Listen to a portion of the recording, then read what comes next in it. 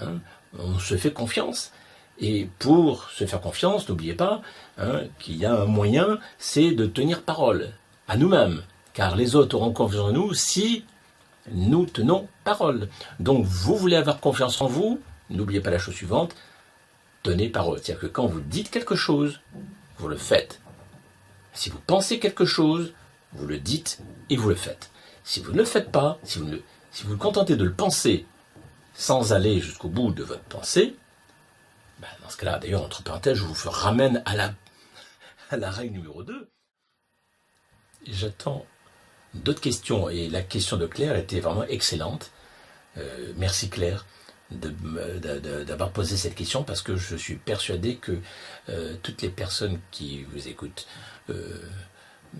voient très bien dans leur propre vie des choses qui ne vont pas. Et leurs erreurs, donc leurs erreurs d'interprétation, leurs erreurs d'observation. Car, en effet, nous voyons bien souvent le monde d'une certaine manière qui nous empêche de le transformer.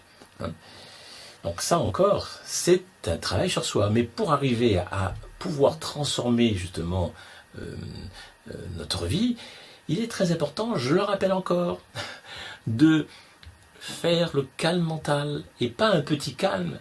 Renforcez le calme, entraînez-vous et entraînez-vous.